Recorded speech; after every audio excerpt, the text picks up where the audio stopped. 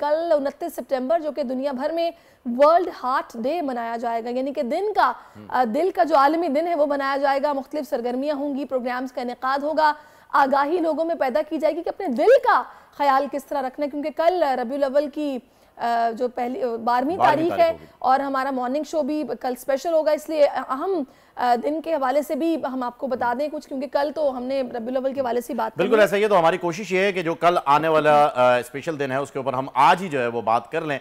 कल जो है वो हम नहीं कर पाएंगे। पाकिस्तान में दिल के दौरे पड़ने से अमवात की तादाद में तेजी से इजाफा हो रहा है नाजरीन, और अब जवान अफराद हत्ता के बच्चों में भी दिल की बीमारी तेजी से फैल रही है, जिसकी बुनियादी वजह अच्छी ग़िज़ा का ना होना और ख़ास तौर पर हमारे यहाँ क्वालिटी चेक हुए बगैर मार्केट में जो ये 300 इकसाम के बनास्पति घी और ख़तरनाक किस्म के कुकिंग ऑयल जो कि सस्ते होने की वजह से लोग ख़रीद लेते हैं, उसकी वजह से ये अमराज कल्ब में मुब्तला हो रहे हैं और यही वजह है कि अमवात में भी इजाफा हो रहा है। अच्छा, पता है आपको, वही तभी तो कहते हैं ना कि जान है तो जहान है। एग्जैक्टली। डॉक्टर अताउल्लाह नियाज़ी हमारे साथ हैं, उनसे जो है वो हम चाहेंगे कि इस पर डिटेल में बात कर लें। अस्सलाम वालेकुम डॉक्टर साहब। डॉक्टर साहब आवाज आ रही है आपको? जी, अस्सलाम वालेकुम। वालेकुम सलाम। जी डॉक्टर साहब बताइए जरा, दिल का ख्याल कैसे रखा जाए? दिल जले तो अपने दिल के हाथों इतने मजबूर होते हैं कि दिल जो चाहता है वही करते हैं, लेकिन अगर हम डाइट की पॉइंट ऑफ व्यू से देखें, एक्सरसाइज की बात करें तो हालात वही है कि पड़े रहना है, गैजेट्स में लगे रहना है, और जब बहुत भूख लगेगी तो वो चीज़ जो कि क्रेविंग जिसकी हो रही हो फटाफट खा लेनी है। ये कितना खतरनाक है, क्योंकि आजकल बच्चे भी हार्ट डिजीज का शिकार हो रहे हैं। शुक्रिया बोल टीवी।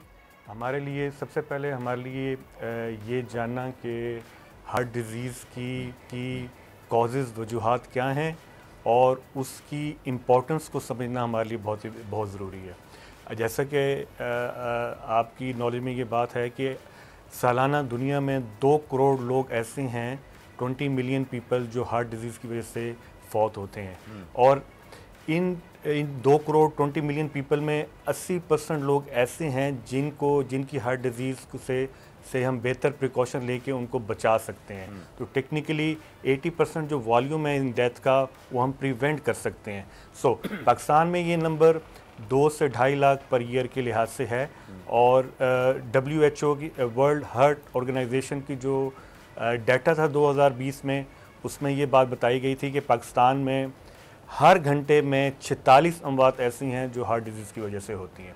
तो हमारे लिए ये समझना बहुत ज़रूरी हो गया है कि हार्ट डिज़ीज़ कितनी इंपॉर्टेंट है। ख़ास तौर पे पाकिस्तान ऐसा मुल्क है जिसमें लो सोशल इकोनॉमिकल बैकग्राउंड है, और एक बीमारी जो पाकिस्तान में 45 से 55 साल की यंग एज में पेशेंट को हो रही है, वो आपके वर्कलोड को ख़त्म कर रहा है। अब दूसरी बात कि क्या वजूहात हैं, इस वजूहात को डिवाइड हम करते हैं 2 किस्म के फैक्टर में। दो रिस्क फैक्टर होते हैं। एक मॉडिफाइड रिस्क फैक्टर होते हैं कि ऐसी चीज़ होती है रिस्क फैक्टर जिसको हम बेहतर कर सकते हैं, और एक नॉन मॉडिफाइड रिस्क फैक्टर होते हैं। जो नॉन मॉडिफाइड रिस्क फैक्टर होते हैं जिनकी हम तब्दील नहीं कर सकते, उसमें सबसे पहले जेनेटिक आती है कि अगर आपके वालिदैन में किसी को दिल की तकलीफ़ है तो आपको ये तकलीफ़ होने के चांसेस ज़्यादा हैं। ये सबसे ज़रूरी बात है। इसका मतलब है कि अगर वालिदैन में किसी को दिल की तकलीफ़ है तो आपको अपने रिस्क फैक्टर को एलिमिनेट करना है। दूसरी बात यह है कि एज, पाकिस्तान में मर्दों में जो एवरेज एज है 45 से 55 साल की एज में हार्ट डिज़ीज़ लोगों को होती है, और फीमेल में ये एज 55 साल है। लेकिन क्योंकि अब फीमेल में टेंडेंसी, एक ख्याल ये था कि फ़ीमेल में जो हार्ट डिज़ीज़ है वो थोड़ी लेटर एज में आती है, लेकिन क्योंकि अब डायबिटिक और शुगर पाकिस्तान में काफ़ी ज़्यादा हो गई है और ओबेसिटी भी हो गई है फ़ीमेल में, तो ये डिज़ीज़ अब 55 ईयर फीमेल में हो गई है। और जो सबसे इम्पोर्टेंट बात यह है कि आप मेल हैं, जो मर्दों में फीमेल से ज़्यादा हार्ट डिजीज़ होती है। अच्छा डॉक्टर साहब, यहाँ पर एक चीज़ और ऐड कर लीजिएगा। आपने ये तो बता दिया कि किस एज के अंदर जो है ये होता है। मैं ये जानना चाह रहा हूँ ज़ाती तौर पर भी और अवामी तौर पर भी, क्योंकि आवाम का भी यही रुझान है कि वो डायग्नोज नहीं कर पाते कि ये दिल का मर्ज है या कोई गैस्ट्रिक प्रॉब्लम है। अक्सर ऐसा होता है कि आपको दिल की जानिब जो है सीने में पेन उठता है, आपको पसीना आने लग जाते हैं और आप भागते हैं जी ईसीजी कराने के लिए। 1-2 बार मैं भी जा चुका हूँ।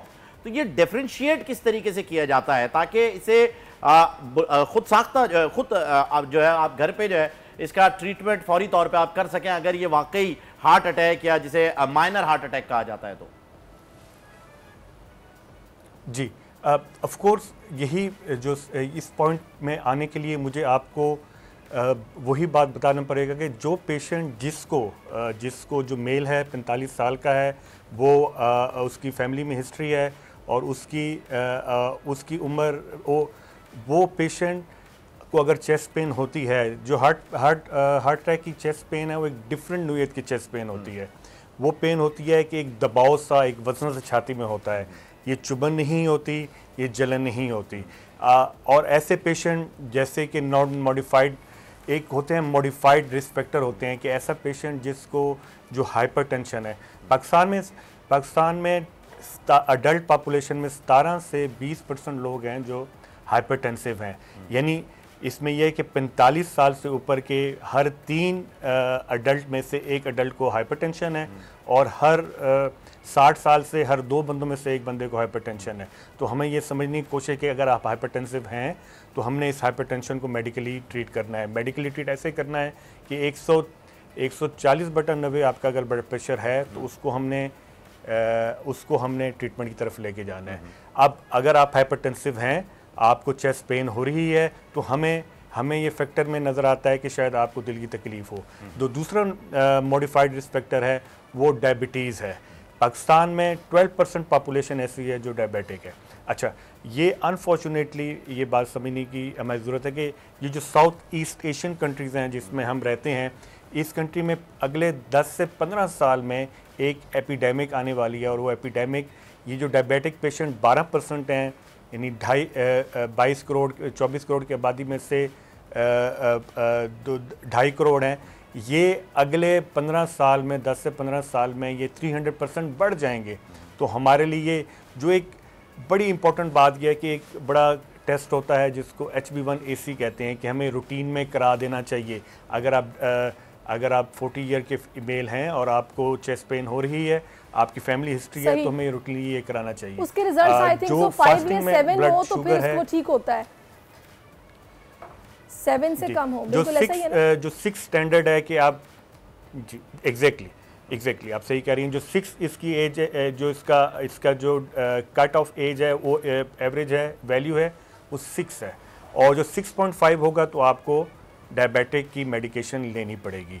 ये बहुत इंपॉर्टेंट है। जो प्री फास्टिंग है, जो हम BSR जो ग्लूकोमीटर से घर पे चेक करते हैं, जो फास्टिंग ब्लड शुगर है, वो आपकी 130 से नीचे होनी चाहिए।